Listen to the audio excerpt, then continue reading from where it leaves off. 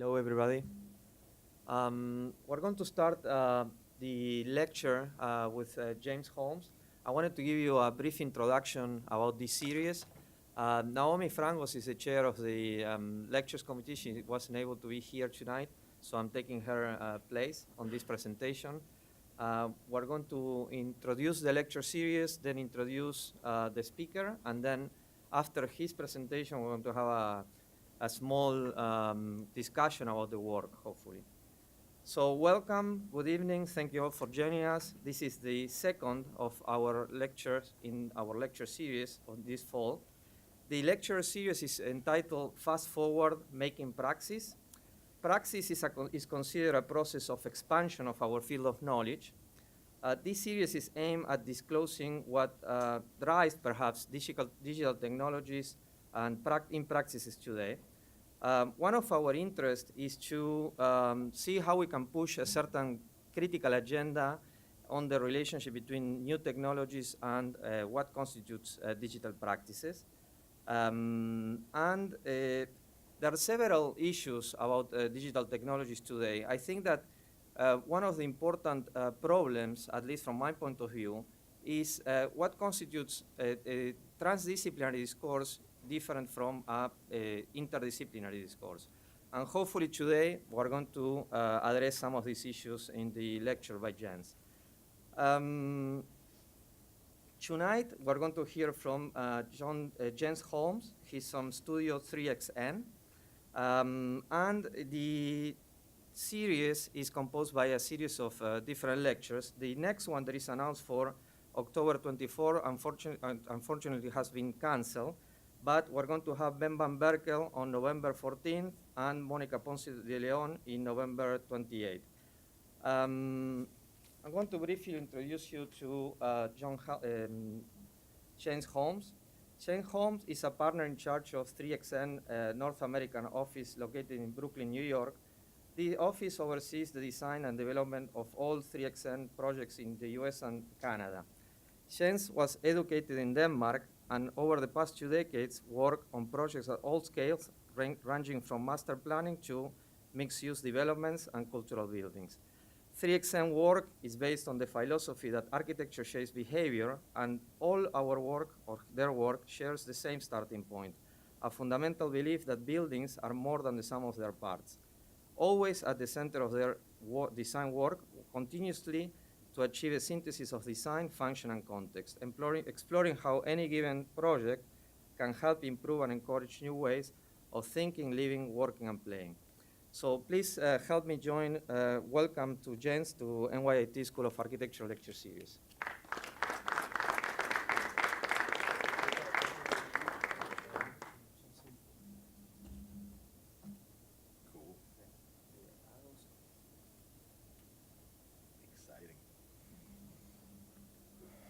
So I have to stand here. That's also exciting. It's going to be a. So, thank you for the introduction and thank you for the invitation. So my name is Jens Holm. I'm the partner in charge of 3XN in North America. I also had the pleasure of teaching here a couple of years ago, so I know your school very well. Some of you may have had me as a teacher, so you're welcome if that's the case. So 3XN is a Danish office. We are located in Copenhagen, down by the waterfront. And basically we have, if you look at the office in general, we are around 140 employees in 4 offices. So the main office being in Copenhagen. We have the New York office that I run. There's an office in Sydney and an office in Stockholm as well. And we essentially employ, I think, upwards of 20 different nationalities, and 80% of our work is outside of Denmark, which means that we are, let's say, all over the place in a good way. And we spend a lot of time kind of picking our projects in different parts of the world. We share that office with our sister office, our sister country called GXN, Green XN, which was founded in 2007. And GXN essentially is the research component of 3XN. And basically all projects we do together to some extent, right? And so where 3XN focuses mainly on architecture and developing architecture, GXN focuses on researching different components, everything from materiality to technology and how to integrate those two things into what is essentially a built form. Like, so 3XN looks towards the, let's say, the built products, where GXN looks at other things. So if you look at that kind of diagrammatically, on the 3XN, the architecture side, the focus is essentially on testing out ideas, like similar to what you do here at school. We look at as many different options as possible and kind of honing in on one final project. And so the idea of architecture, idea of establishing a project, at least for us, is all about looking and testing and trying out things, and then kind of slowly getting towards, you know, from B to essentially A, right? To a product, an end product, or a kind of finished thing. For us, on the architectural side, those are buildings. Here's the Royal Arena that we finished last year. It was inaugurated by Metallica, so it is both functional and loud. The Blue Planet is another example of one of the buildings we finished recently, essentially the kind of national aquarium of Denmark. A place made almost entirely of these enormous kind of water elements, obviously full of fish, and also serves probably the best fish and chips in Copenhagen, so a kind of one-stop shop for all things fish. And then on the other side, we have GXN, who is much more kind of research-oriented and looks at a kind of broader spectrum of things in parallel with all things architecture. So where we are kind of the guys who hone in on one point, the 3XN guys are the ones that take that one point and then look at different things that they can evaluate and make better within that framework. So essentially the opposite of what we do, and therefore they are kind of able, I would say, to expand on the architectural praxis by looking kind of further and broader around what we are doing. That also means that the outcome of GXN oftentimes it can be multiple things. It's not necessarily one thing. It can be any number of things that are associated with a project, be it kind of material research or some robotic installation aspect. It can be books, literature that is published along with our projects, or it can be essentially algorithms, things that help optimize projects on a digital scale. And I think the combination between the two, I think, is what makes our work, I think, something different. The ability to actually always draw on these two aspects helps us kind of move things further along and also kind of work with our clients in a number of different fields. The research we do, we then share kind of fairly open and freely once a month in our office in Copenhagen. There are lecture series that you can attend, both for the people that work in the office, but also for people that come outside. And I think it's a big part of what we do to make sure that it's kind of an encapsulated bubble of knowledge we live in. We want to make sure people know what's going on and how we approach things, so it becomes a kind of open process. Also meaning that people can kind of help develop or move the conversation forward. From the architectural standpoint, or the architectural side of things, we spend our lives looking at urbanism and working in cities. All of our projects are essentially things that have to fit into existing fabrics. And as we all know, cities are growing rapidly, and therefore I think also the kind of the realm of what we do and what we need to incorporate into our thinking becomes, I wouldn't say more important, but it becomes more faceted, I would say. So here, for example, a picture of Shanghai in '87 and what it looks like in 2012, right? There's no doubt that we have learned, I think, as architects, we are very, very good at building things. We're very good at putting things up. We can construct things and put them together.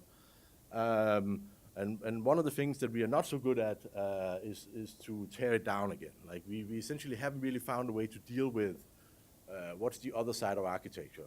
And so one of the things I'll talk a little bit about today, and one of the fields that we are looking at is this idea of design for disassembly, along with the kind of community aspect, something that I think all of our projects incorporate and is extremely important for us to bring in to what we're doing.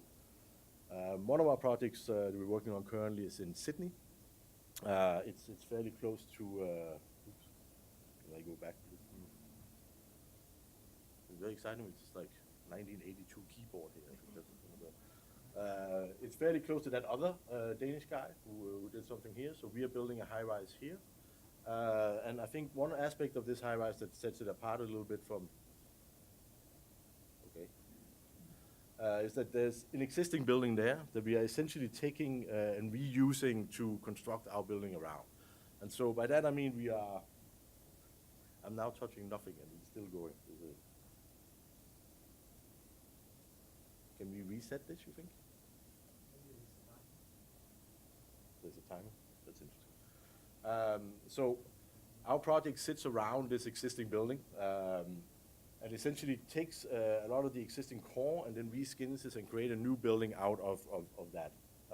So if you look at diagrammatically here, we take off the skin and kind of strip back a number of the floor plates, retaining a number of the structural elements that are there, and then kind of reskin it and reprogram it with the building that we would like to do. So this means that we are retaining around 98% of the structural walls, meaning that the old building is still there, the old core is still there, but the project becomes new once we are adding our floor slabs and everything else to it. So this, I think, is one way that we are looking at how we can kind of reinvigorate cities and how we can find ways to reuse existing city fabrics to create new buildings. This is also something I think that's becoming kind of increasingly important, maybe here in New York City, right? Like I think JP Morgan Chase just announced that they're going to tear down one of their headquarter buildings, essentially to build a new building on top, right? And I think this notion that you no longer have to necessarily tear down a building in order to kind of make a new building is something that's going to be very prevalent moving forward, especially if you think about cities like New York being now 100 years old in the kind of skyscraper realm of things, right? That over time and soon we're going to have to find ways where we can't just always build new things. So how can we use existing buildings and kind of reinvigorate the city fabric as it is? That basically means that we need to get back a little bit to the kind of the good old days of Lego, right? Like the kind of creator set of things where you can build either the kind of the cool dragon, but you can also kind of do the crazy spider or the really weird robot dude, right? I mean, but the same building blocks can give you many different options to play with, and I think we need to start thinking about architecture not as just something that's torn down, but something that can be cycled and be rebuilt. In Toronto, we also looking at another project that also incorporates this idea of design for disassembly. This is going to be a tall timber construction, somewhere between 9 and 12 stories. Essentially, where all the timber that we are using in the building can be taken down 20, 50, 60 years from now and reused as well. And this also is an example of how we work directly with GXN, where we kind of examine the structure from can it hold, can it stand up? They look at the structures also from what does it do on other things. It incorporates and encapsulates CO2. It creates better interior environments. And they think about how like these kind of buildings, especially timber structures and others, can also incorporate technology to allow us to understand what is actually happening in the building. So this would be an opportunity, for example, to directly into some of these element integrate chips or technology that will help us say what is the temperature, how much trash do we use, etc. So the people that use these buildings can start to understand what is actually going on in the buildings themselves.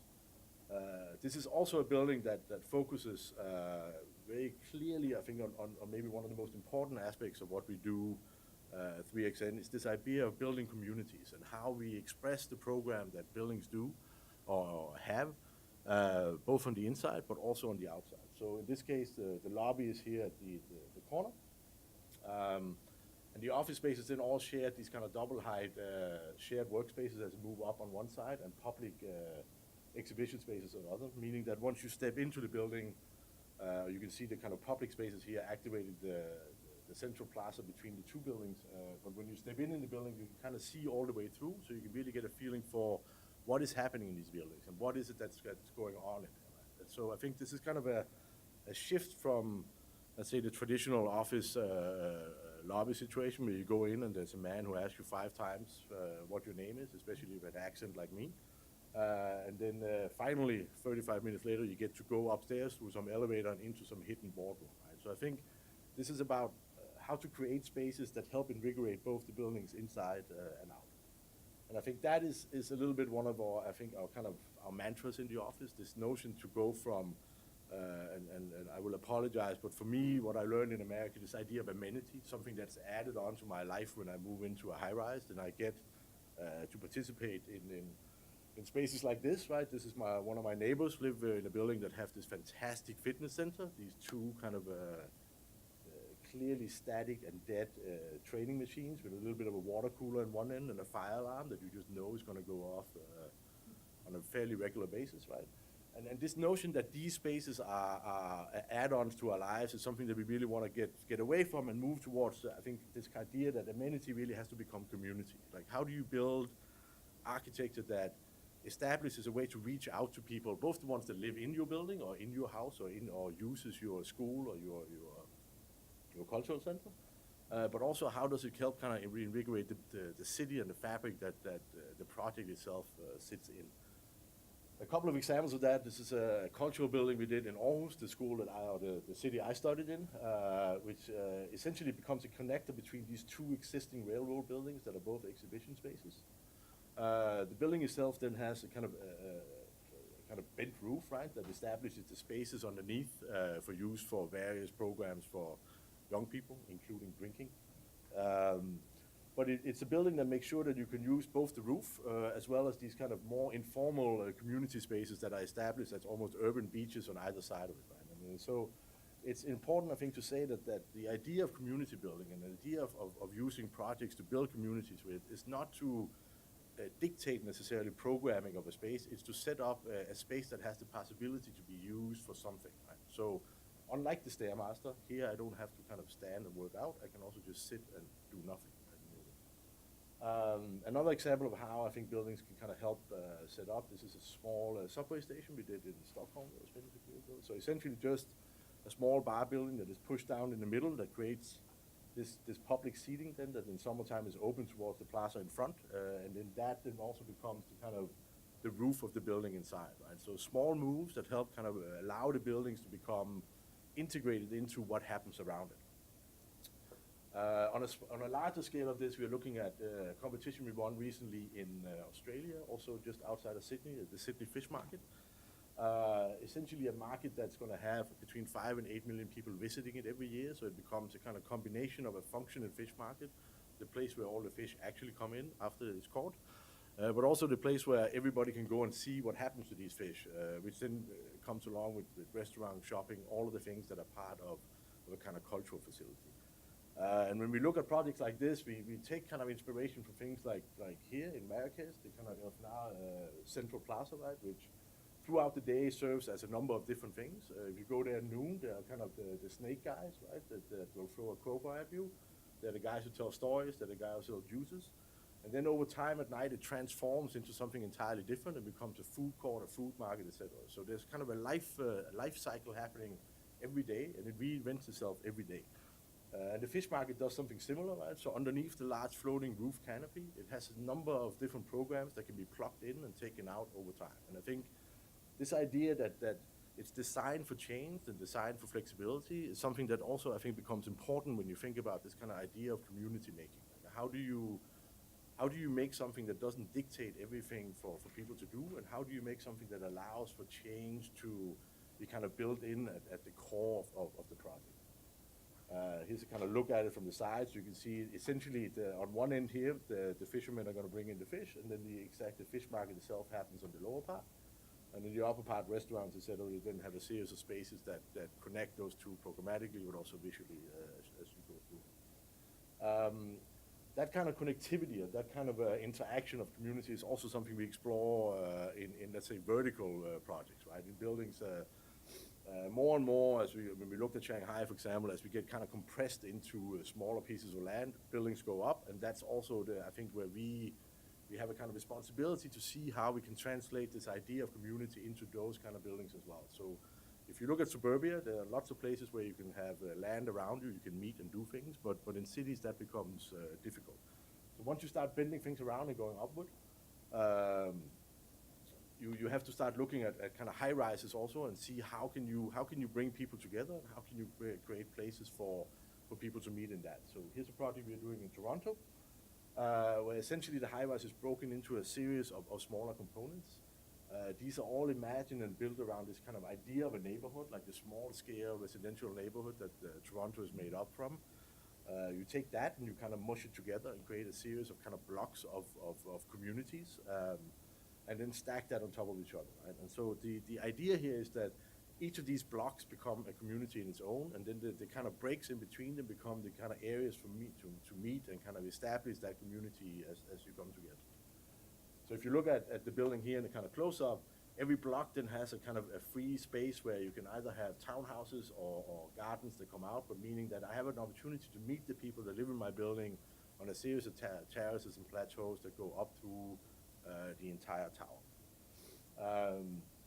At the bottom of this tower, the community is also invited in, right? There's this notion that you can open up the entire ground floor and essentially becomes a part of the city during summer. This sits right in the heart of what is the kind of LGBT community. So this is also going to be the starting point and the end point of the annual festival there. So the notion again is that even when we do things that are projects that are high rises that come in kind of, let's say, different scale, and a scale that is normally very hard to align with this idea of humanity, I think we always try to find ways where we can connect people from street and upwards. So it doesn't become a kind of alien building that sits there, but something that really helps kind of build the community around it. This is another project we're doing in Toronto, a residential block on the waterfront, just to show another example of how this kind of notion of integration of, in this case, smaller detailing can help build also this kind of idea of identity. This is a view from inside one of the apartments, and you can look at the kind of handrails here, the signs, so you kind of maximize your view out to the world, right? Something we've looked at intensely in models and various mock-up scales. But those handrails also on those curved balconies then set up a series of kind of sliding balconies that go out through the building. So again, you get connected to your neighbors and the people that live above you and below you, both visually, but also just by sound and sight, right? So it's an idea of trying to get close to what would it be to live in a house, like to have connections with people around you while you still have privacy in your own apartment.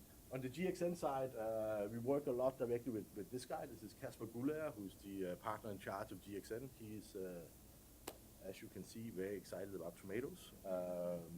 And in general, GXN does a number of things. We'll show a kind of last and final project here in a little bit, talk a little bit about what they do. But the reason why we are looking at tomatoes in this case is that one of the byproducts of tomatoes are essentially tomato stems, things that normally get burned and thrown out and is a hassle to deal with, something that the people who grow tomatoes normally have to pay the state of Denmark to get rid of. And so one of the things we've explored with tomato stems and other things is to how can we take something and how can you work with a guy that you know is just making some weird superhero in the back of the building.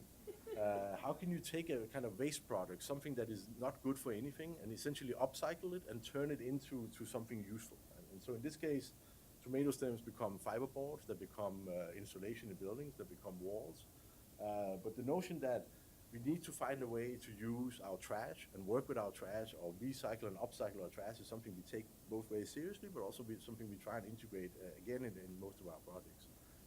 Meaning that all of these materials that we look at, we try and understand what is the life cycle of them, how are they certified, are they degradable, can they be upcycled, can they be used again? And so when we make projects or large-scale architectural projects, part of our job is to try to explain to our clients why it's good to go this route versus plastic, let's say, right? Our first project here in the US is actually going to be a combination of this this idea of upcycling and design for disassembly. We are doing a pavilion project together with Google and Arrow that in some form will be both here and in San Francisco. And the project itself is designed around a notion that every single component in there can be used to build our pavilion, but then also taken apart again and then essentially put back on a shelf in the store and resold as is, right? So meaning that there's no waste associated with it, and everything that's there goes back to manufacturing, just to be sold to the next person who needs it, right? So it's almost an idea of borrowing material versus buying material, right? And so the people that we're working with is the people who are sponsoring the materiality here, signs a contract along with giving us the materials. They sign a contract saying that they will also take the material back and they will sell it or put it back into circulation with the next guys that need it. So in the same way as the icon of recycling, the building itself wraps around and creates a loop, and that then essentially establishes this this space that will, over the course of 3 months in New York and in San Francisco, house different lectures, different opportunities to come and talk and see what design for disassembly and upcycling really means. The outside of the building currently is clad in a plastic material that is I think everybody has probably recently heard about all these whales swallowing plastic bottles, right? I mean, there's a company now in Holland that uses those plastic bottles to create plastic panels that can be reshaped and formed in whatever way they want, and then send them out in the world. So that is one material we're looking at for it. But again, saying that the idea of upcycling being that you take a trash component and turn it into something that you could actually use for a building component. One of the sites we're looking at is let's say the backyard of the Academy of Science in San Francisco. You can see the kind of loop going around. And then on the inside of the pavilion, all of these different materials that we are playing with internally are going to be used. So tomato stems, mushroom board panels, anything that you can basically press into something that you can reuse for something new. Thank you.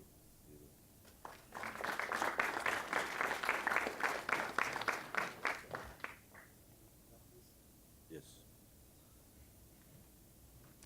Hello. Thank you for a very nice presentation. For me, it's amazing to see the wide range of your work.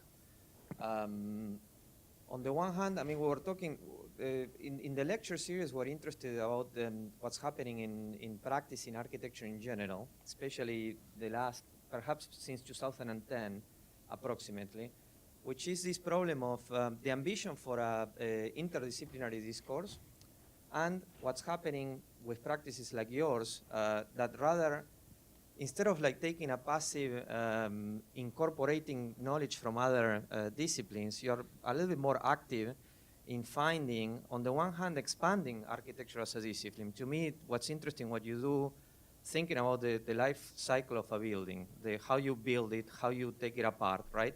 To me, it's a very different conception of architecture in general, not only relative to society and doing a good job of recycling and so on, but thinking about a real expansion of the discipline, because it changes the game, right? It's you're talking about post-occupancy, you're talking about things what happen after, right? It's a very different way of understanding generation and destination in terms of architecture. So you have that on one hand, that to me is an expansion. On the other hand, you have the problem of transdisciplinary, which is what I believe you're doing with the tomatoes and the recycling, right? Like really getting into a very different kind of territory, which is food, production, recycling, waste, and trying to intervene that at the level of the materiality, right? To me, it's a very interesting range of a very interesting kind of practice. Because it really talks about the conditions of where we are today and where we're going in terms of architecture. Can you maybe elaborate, perhaps, for instance, I'm very interested in understanding a little bit better how you think the discourse of what you're doing. Because you show like beautiful images, perhaps you showed a little bit about the process of the issues of typology, but perhaps maybe you want to talk a little bit more about the relationship between expanding the discipline in terms of the cycle of a building and the materiality. Can you connect the two? Maybe you want to explore a little bit more that problem? I can try.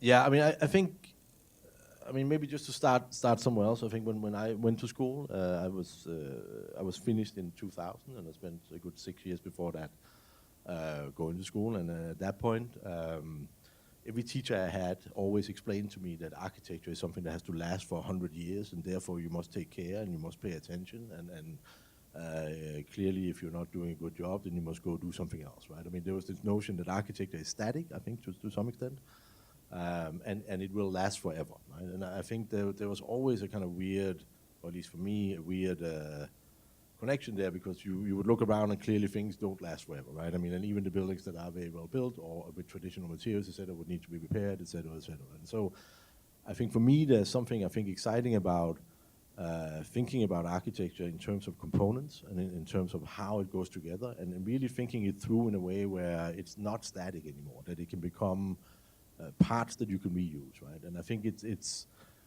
something that's going to be tricky to do, like on a larger scale, right? And it's something that's going to require, I think, a lot of change in production and how we how we make things, but I think in Europe, maybe more so than here, the idea of prefabrication is now standard, right? I mean, and I think we are very kind of far along to essentially building houses in factories and then moving them to sites where they will exist and be, and they are no longer houses that you don't want to live in. They're actually good houses, right? And so I think the next step, the next natural step, is to look at those components, right? And I think once you get a little further along, I think when you have these conversations with clients, right? I mean, and I think that once you're done here, you will understand that the next step in your life is going to be to convince people to build your buildings, and why should they do what you tell them to do. I think when you can start having conversations with clients about the money you put into your building being essentially accessible again 40, 50, 60 years or 20 years down the road in terms of material versus just disappearing, I think can become a really kind of value component to bringing that kind of architecture to the forefront, right? On top of the fact that you reuse the material, and therefore, I mean, just have a kind of a massive impact on the ecology around it, right? In terms of the kind of, I think what you're asking, the connection between like the materials and then those kind of the different areas of the practice, I think that what has been I think truly liberating in the last maybe also just 20 years is that you are allowed now as an architect to do other things. No? I mean, you no longer have to just sit there with your pen and draw window, window, window, door, more window.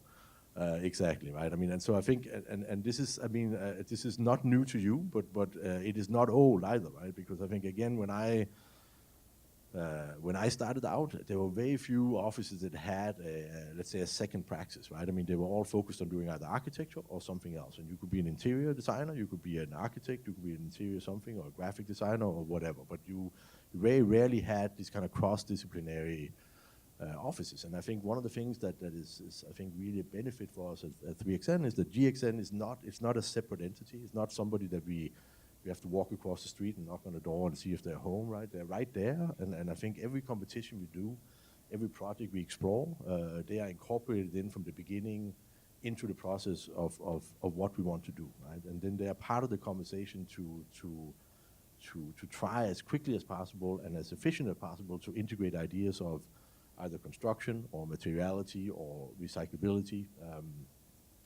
We are working with DXN also on ways where incorporating RFID chips into prefabricated panels, so you can essentially track and see how many panels you have in a building and which panel is where, right? I mean, and so you can start breaking down your building into elements that you again can reuse for something else, right? And I think because they're right there, then it doesn't become painful to do. It doesn't become hard to do, right? It's just a natural evolution of the thinking. And I think what is exciting is that we don't always know where it ends, right? We don't know what the outcome will be, but I think because they are there, they challenge us as architects to think about something new, and I think we challenge them to kind of find a way to be practical about how it works.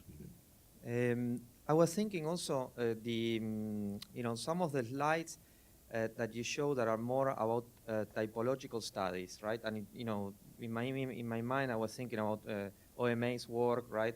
The relationship between that every building in a way is kind of like a little relationship to the city, and what you were presenting in terms of the kind of social construct of your buildings. And I was thinking about the relation between typology in terms of the Lego problem, right? Which is kind of like the old understanding of typology relative to a pre-construction system, and what you're trying to do with the fibers and the recomposites, right? At the level of the panels and the seriality of the panels, right? Like there's like two ends, right, of a very interesting range of problems that had to do with how do we rethink a typological problem in terms of building construction relative to how we put the fibers together and we do a different kind of panel, and how we systematize that panel, or how do we think about timber in relationship to the fibers and what are the spans, right? Can you elaborate a little bit about perhaps the kind of very pragmatic problems that maybe you're going through in your office in articulating the range of possibilities of the typologies relative to the materiality and the composites that you use to address the parts that make a Meccano or a Lego or a system, right? Because I imagine that you're trying to investigate and expand that relationship, so. Yeah, I mean, I think, first of all, you use the word Lego and problem in the same sentence, and I think that's simply not correct, right? There's no problem with Lego. You can do nothing but good things out of Lego, as I can say as a Dane.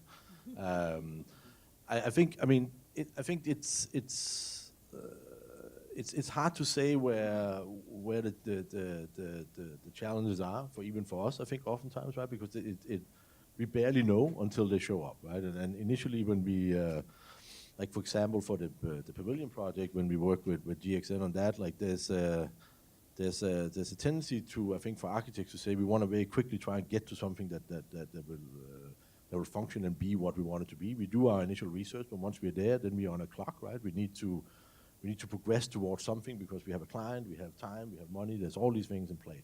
And I think where the research component comes in, and I think for me is kind of a breath of fresh air in the sense is that we will try something, and then we will see if it works, right? And sometimes it really, really doesn't work, and sometimes it really works, right? I mean, and I think then once you have something that works, then you can start testing it, and it's a little bit like it's no different in process than cooking or anything else that you need to know, right? You need to start somewhere and not be afraid of the result not being perfect, right?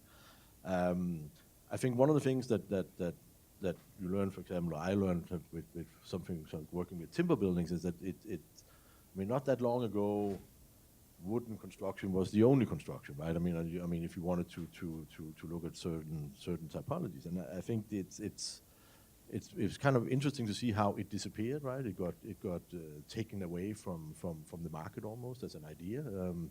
And now I think in the last 20 years, it's really become a thing that everybody's looking at again, right? And I think in some ways for all the right reasons. And it feels like it almost had to kind of go away and kind of die a little bit, and then somebody had to relook at it and reinvent it and then bring it back, right? And I think that cycle is important to understand, is that it's not always a kind of straight line to get to the next thing, right? I mean, that being said, it also comes with restrictions, right? I mean, like you can't do the same things in timber that you can do in steel or in other things that are stronger, right? And so then you also have to you have to understand what the restrictions are and then accept that challenge to get new things out of it, right? And I think that I mean, a lot of our work, right? I mean, while I think the vast majority of our work comes through competition, so meaning that we propose through an invited competition an idea for something.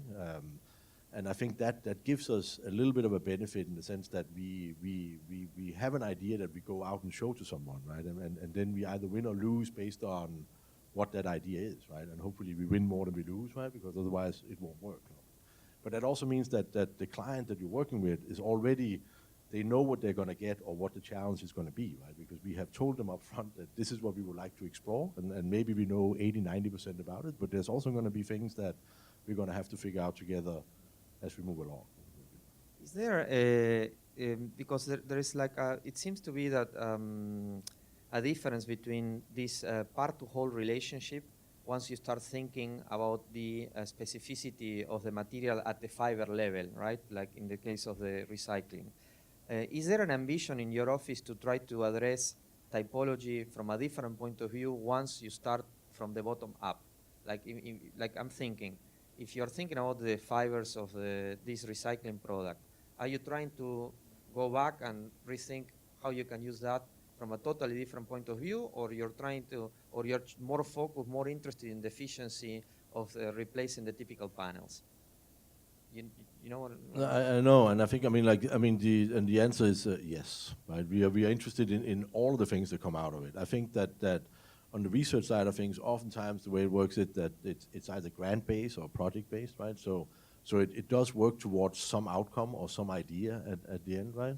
I think what's exciting for me about the panelization of things or the reuse of things is this whole idea of upcycling, right? I mean, like really taking something and making it inherently better than it was, right? I mean, and so if you look at these kind of the tomatoes, for example, right, is if you can get something like that to work on a large scale, then you've not only solved a very large waste problem, something that will be burned and disappear and make life bad for everyone, right?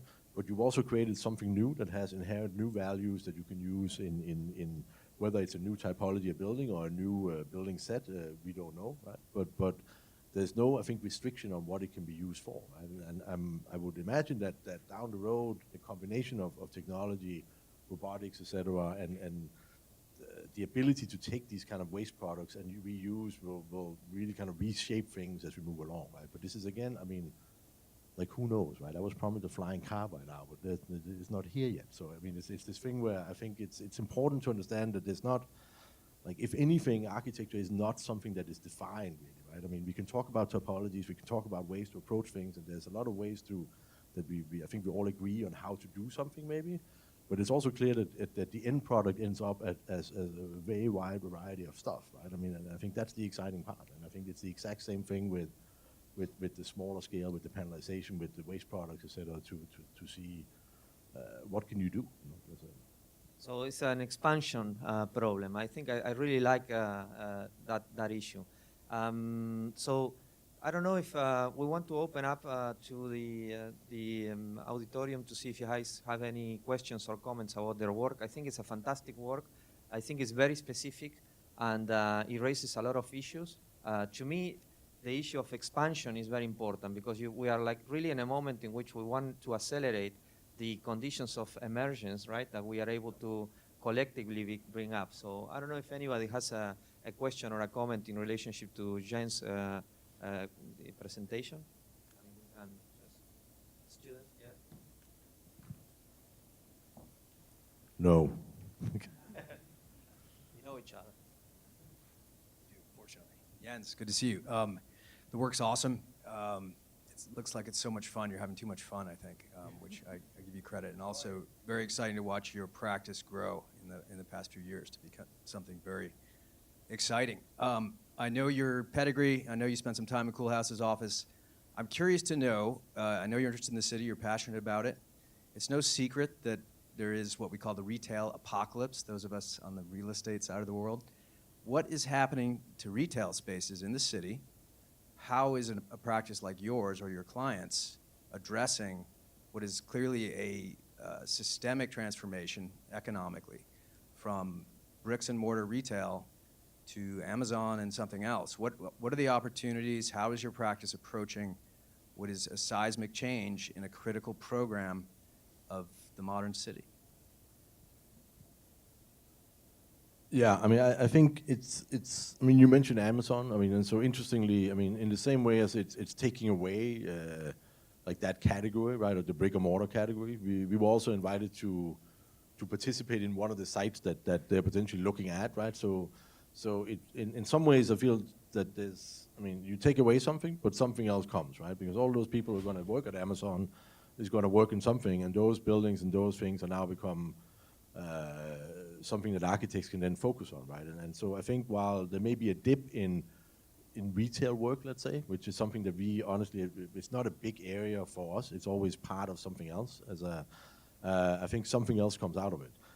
The second thing I would say is that I was in Chicago a month ago and spent some time there talking to different developer offices and at some point, one of the guys at the desk came back and kind of apologized for being late because he had just been to the new Amazon store where he had checked out without any technology, but essentially just bought whatever he needed to buy and then came back with a sandwich and a cup of coffee, right? I mean, so in some ways, it's now the kind of loop seems to have closed itself again, right? I mean, because it started by, I mean, things like Amazon started by.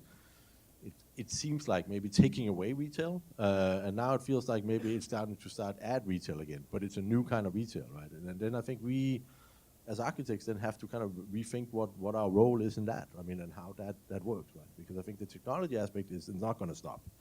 I'm not sure. Like I think it's like retail. I mean, like I will pay money to not go shopping, right? I mean, so I'm like the worst person to talk to about shopping in that sense. But I think there will likely always be like room for a certain kind of retail, right? I mean, and I think I'm beginning to see retail spaces more and more as showrooms for a product you then buy somewhere else, right? And I think that transformation could actually be quite interesting because I think it allows for retail spaces to become programmatically very different. Like if you don't have to do one thing and then always sell one thing and deal with one thing, then maybe the notion of retail can be, for me personally, less terrifying. Walking in the door and somebody immediately attacking me to know what I want, right? but more a space that you actually go to browse physically, those things that you still can't just understand directly online, right? And I think that could actually be exciting to explore. To me, it's an interesting problem. I just wonder if architects also, we should be thinking about the architecture of information in that sense, not only looking at what are the results that Amazon is imposing to us, but also thinking at their same level, right? I think it's a different conversation, but just thinking about what's the role of the architect in an era of today is an important question today. So, but is there any other comment or questions? Students, yeah?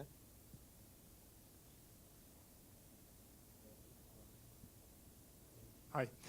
I would like to know, when you think about, in this context of reusing a building, which role has today still the program in terms of function and things that the building has to have for its functions, and if it's possible about thinking about reusing a building, how do you deal with the defined program, and if it's actually part of the idea of reuse a building also to work about reusing a program and to define a new kind of program for the building, because I think the program is something that is since ever been part of the architectural process, and I'm of the idea that the programs today, when we are doing, for example, a competition, there are always a defined program, and this program sometimes is like doesn't fit at all with the idea of reuse a building, because we are just trying to fit in again the same stuff in a new building, but just put in different order. And my question is just about how is your experience? How do you deal with the program normally when you are try to design to reuse a building? I think that I mean, there's nothing for me, nothing more exciting than program when it comes to architecture. And I mean, and I tend to think about everything we do as program and not shape, form, or anything else, because I find it to be not uninteresting. It will look like something at the end, and that look will be great, hopefully, right? But it has to be driven by an idea of how the function of the programmatic entity or elements that are in there, right? And I think that every competition we've ever done, a client will always dictate a program for us. And every competition we've ever done, we will look at that program and say, that's fine, but we also need to do this, this, and this. The only any competition I would also say that I've ever won has been competitions that we have done where we've added something to the program that was there. And so I think that it's important to understand that your job, our job as architects, is not to take, or at least in my opinion, is not to take what somebody tells you to do and transform it into a building. It is to examine what you've been asked to do and then see if this is really the best constellation for it, or if there's something new that can come out of it, right? And I think especially in the kind of competition world, oftentimes you will find that while there are certain criteria that have to be met, you have to deliver what a potential client wants. They're also asking you to elaborate on that and tell a story about how things can work, right? I mean, and nobody really knows. When you look at a piece of land, right, and then you start your process, it may be clear what the main thing that could happen here is, but it's not clear, I think, to anyone, including the client, the developers, all the people who put the money into it, what it can become, right? And so I think in terms of program, I think there are certain programs that are very specific and require really specific things, right? If you look at, for example, the timber building we talked about in Toronto is established around a grid, where all of the panels along the facade can be broken down or rebuilt, right? So you can establish a series of spaces that are interconnected left or right or up and down as you see fit over time, right? I mean, and so if you think about the structure in your building as a system, as a place to start the conversation, then you can also start thinking about does that system that has to be rigid in some form allow for expansion in various directions and forms, right? And so there's a combination of those things that go back and forth, I think, that allows a building to become something different over time, right? And I think it's if you look at I mean, there's a lot of factory buildings, right, that turn into other things over time. There's a lot of these old warehouse buildings that turn into other things over time, and I think it's clear, right, that because they're just large spaces, then it's easy to do something in them that is different over time, right? But if you think about the way that you propose your building, both from a structural standpoint, up and down, if that system allows for that expansion over time, that also makes it easier, for example, to do ideas for this kind of design for disassembly, or expanding in different ways, or adding different programs to it, right? I mean, so I think it's a process that starts from day one when you go in. I think all of our buildings are, while they may look strange, fantastic, cool, terrible, whatever thing people think they look at, they all start with very pragmatic and very kind of basic structural systems that allow our clients to extend, to add on, to change over time. And I think that's very important to think about consistently throughout whatever project is there. I thought that was a very good question. I just wanted to ask you something else before we go to the next question. What about the tower in Sydney? How did the existing structure resist your operation of adding to that? Because I think that you ran through the slides a little bit fast, and it wasn't clear what remained structural and what was added. If you can elaborate about that, because I think it goes back to the structure, right? The organization of the space and how that works. Huh? Yeah. So it's if you imagine every kind of mechano set that you ever played with when you were a kid, it's almost exactly that, right? Just with a much taller building. And so you essentially start from the top and go down, and then you evaluate like how much of the structure you can reuse, and in this case, essentially peeling off one facade and then working backwards, right? Retaining the structural walls and steel on three sides, retaining the original core, and then adding to that core 2 additional elevators, adding in the existing core double elevators, essentially. So there's a second platform you can go into, 2 elevator cabs run in the same tube going up and down, right? And then you basically essentially start building out as a normal building from there, right? I mean, and so you have to go in first and evaluate what can you use from the building, how much of it can we reuse, and then how can we kind of reclad it to become a new building, right? I mean, and so the facade was taken off, or is being taken off on the entire building, and then it's basically being kind of scraped back to the floor slab and the structure. Some of that floor slab is also being taken out, like part of the some parts of the building as you go up. If you look at the building like this, you can see inside these guys here, there are triple or 6-story high atrium spaces that also they are left open to begin with, and then they can be filled in over time as well. So if I, as an anchor tenant, move into the building and decide that I want to start with X amount of square meters, then I retain these atrium spaces that sit inside the building. But if I want to expand over time with another 2, 3, 5, whatever, 100 square meters, I can then fill in those atrium spaces, right? So the building itself retains, I think it's like around 98% of the structure, right, as you said, right? And then there's also the opportunity to have that flexibility built into the new building as it comes along, right? So one of the things that was surprising, I think, to us when we did the competition was that one thing was to propose the idea of reusing the structure, etc., which was not easily done, right? But something that happened. But once we also introduced these kind of atrium spaces that interconnect all these floors, initially it was clear that it would be a hard sell, right? To say that, well, you're going to buy a large chunk of office space, but we're going to take away a large chunk of your office space also, and you're going to pay for having nothing but air, right? And the expectation had been that we maybe would end up with a couple of atrium spaces, maybe 3 stories or 4 stories in 1 or 2 of these blocks. But every single one of the tenants that were introduced to this said, we would love to do this. We want to start with the atrium space, and then we can always see what happens over time, right? And I think it comes back to this idea that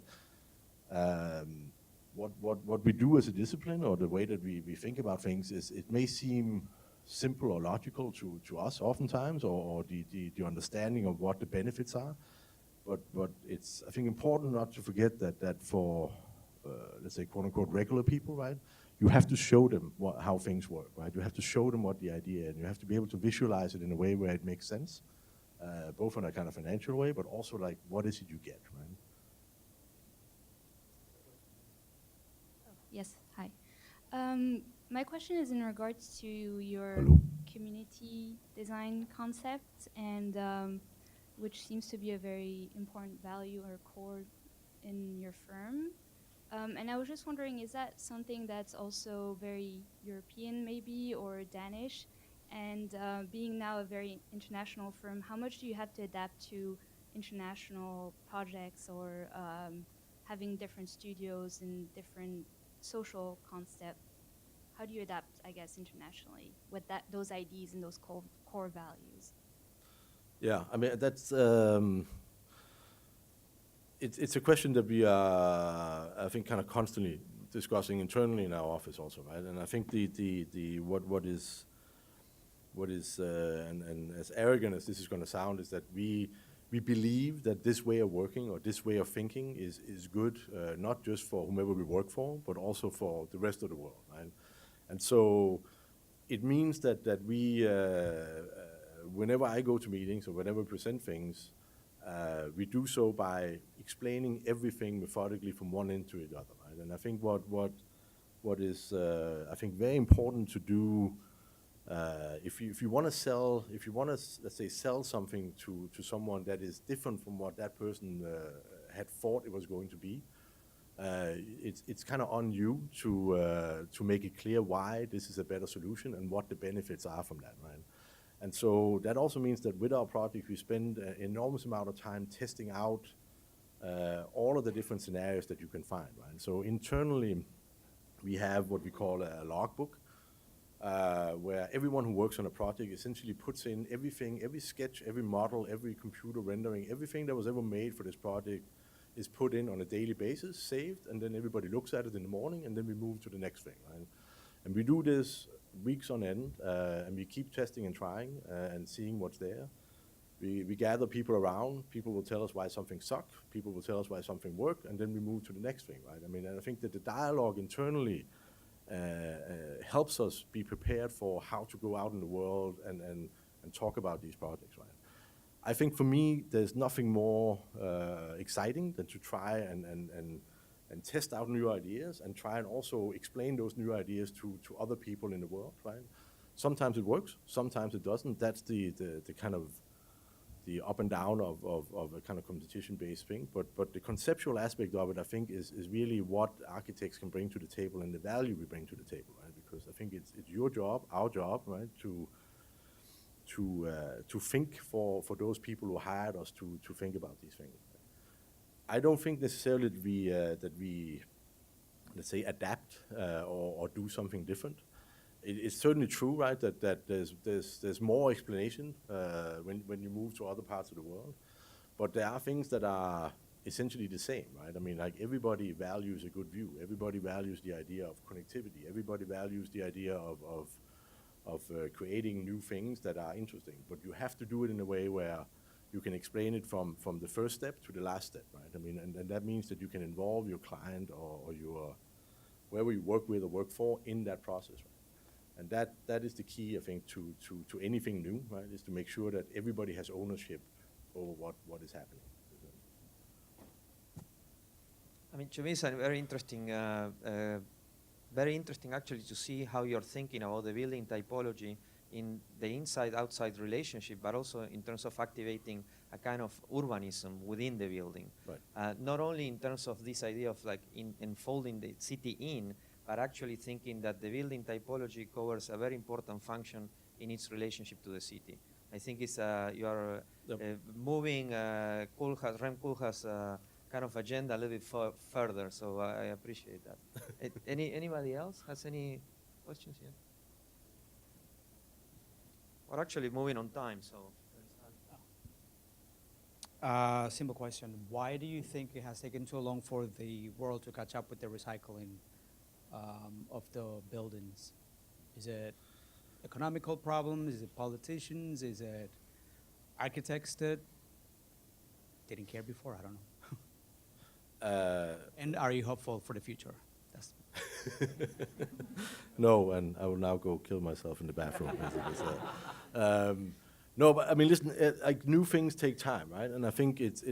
I mean, I think in this country, I'm a foreigner here, right? And I think the one thing that always strikes me here is this idea of oil as being the way that you build the society, right? And the way that it has moved everything forward. And I think that there's a progress as you go in one direction where it becomes inherently more difficult to get to this oil, and then you start looking around to other places, right? If you think about what happened for example, in Scandinavia, where I'm from, when I was home last Christmas, there was on the evening news, the news anchor took the last 5 minutes to explain to us all that it had been very windy in Denmark over the last couple of weeks, so please leave the lights on. We need to burn a lot of our energy now, because the windmills have been working overtime, right? And so I think it's just a matter of where in the world you are. And I think on the optimistic side of things is that while some parts of the world may not have focused on this for a little bit, other parts have. So it's not that we lost time, it's just that it didn't happen here, right? And I think there's, if anything, I think that globalism is going to help us with this problem, right? Because now at least we know what the opportunities are, and I think it is. I mean, it's hard to say in these particular days, right? But I think even there is optimism around it, right? Because I think now there are people who are focusing on it consistently. I did a lecture 2 weeks ago together with I think a student from Parsons who had essentially invented a kind of a kelp straw, which will now replace all of the plastic straws that are being used in all Marriott hotels starting in a month, right? And so I think these little things are the things that for me are super exciting, right? Because we no longer have to look at giant corporations to help do everything, right? It can also be you inventing something, so go invent something, make something better, right? Because we now have the opportunity, much more so now than I think that maybe 10, 15, 20 years ago to do that, right? I mean, the guys who are doing the plastic panels for our pavilion is literally 2 guys in the shitty sweaters, right? Who was working out of a factory building somewhere in Holland, and they just decided to let's try and make something out of plastic, right? Or recyclable plastic that we can use. So I think that the optimism aspect, I think, is that everyone can do something now, right? I mean, whereas as earlier you couldn't. If there's a small pessimism there, is that not everybody is doing something. And so you guys, right? You need to go out and do something. And I think that's the challenge to you. So slightly optimistic, I guess, is the...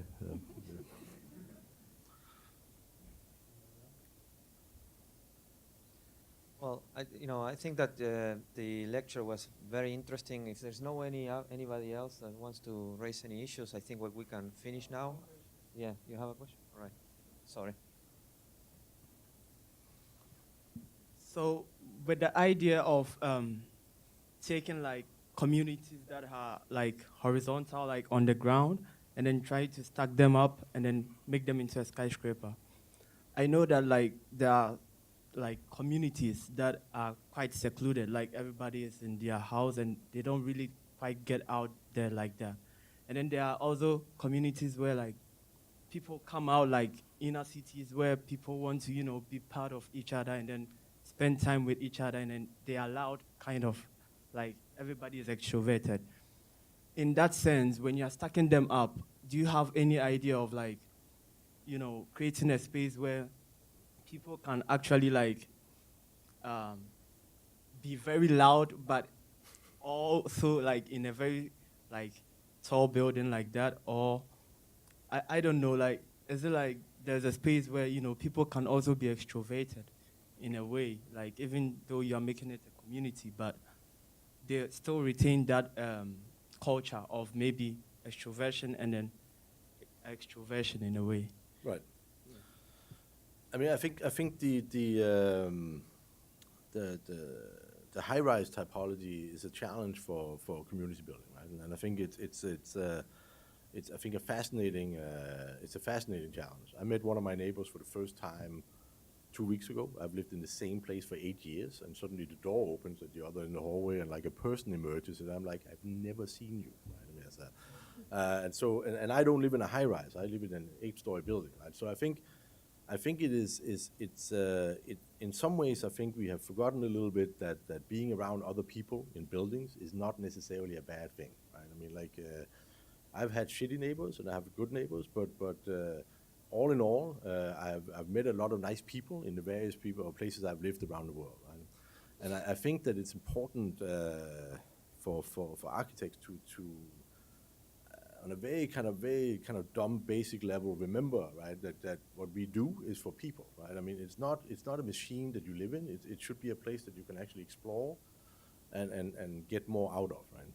And so the new challenges, how do you do that in different typologies, right, is something that I think we are exploring in a number of different ways, right? I think in almost all of our high-rise projects, we are trying to find a way to deal with this kind of idea of the podium versus the tower, right? I think it's inherently maybe kind of a North American typology that was invented at some point, I forget when, right? But this notion that there's a blocky base and a thing on top, right? And I think that for me speaks to a kind of alienation of the fabric of the city that's around, right? So I think, for example, the Sydney project here, I think is one example of how we are trying to kind of mediate this notion of the need for tall buildings, but also the need for having a kind of human scale as it meets the ground, right? And this is something in all of our projects we try, sometimes in radical new ways, sometimes in kind of nuances of what we've done before, right? And then kind of moving the needle, let's say, a little bit further and further along. Right? In my building where I live, in the lobby of our building, there's a table, a stone, where everybody leaves their stuff, right? I mean, so if you're done with a book, you throw it on that thing, and then somebody else in the building can pick it up, right? That goes also for chairs and tables. Every now and then, like socks, right? Which, you know, I think most people leave as a... but just to say that when I look at this place, and I've never seen this before, I moved in, and when I first moved in, there was a bunch of what I assumed just to be trash lying around in the lobby, and I thought this is going to be great, because I'm going to live here, and then the woman who showed us the apartment kind of eagerly explained that you can take whatever you want, right? I mean, and I thought that was a terrible idea, because who wants to drive around in that or look at that trash compartment every day? And now I will say almost every new book I've read in the last 5 years, I found this stone as I was walking in and out of the building and going like, I would never have read about this. I read a novel about salt recently, which I can guarantee you would not have happened. And so I think it's fascinating to me how within our building, like without anybody asking to do anything or somebody had exposed it, somebody just decided one day to say, I have 5 books, I'm going to put it here, right? If somebody else wants it, they can take it, right? I mean, and so now it turns out that almost 50% of everything that would have been trash in our building ends up somewhere else in that building, right? I mean, and I know this because every year we go around and there's a party in the building, we go to apartments, and you can see, you know, that coffee can that I threw out or put on the stone 2 years ago is now in like 8B, right? I mean, because they really like that thing apparently, right? I mean, and the same with our apartment, and it's kind of a weird. I mean, you talked about whether there's hope or not. That is the kind of thing that really gives me hope, because I think there's a notion that people, I think if people are giving the tools, right, they really want to kind of interact and do the right thing to some extent. But I think we kind of also have to think about how to set that up, right, and how to help it, not in a kind of prescriptive way, but in a way where it feels like a kind of a natural add-on. All right. I think that it was very nice to hear that the questions touch all the way from problems from typology, all the way to problems of materiality, and we were talking about the city and the city fabric and the society as a whole. So I think I just wanted to thank you for a very, instructive presentation with a very interesting range of problems. You were very synthetic and very fast. Sorry. But I really appreciate the synthesis of your work and the level of the work. So thank you for coming to lecture Thank you. here.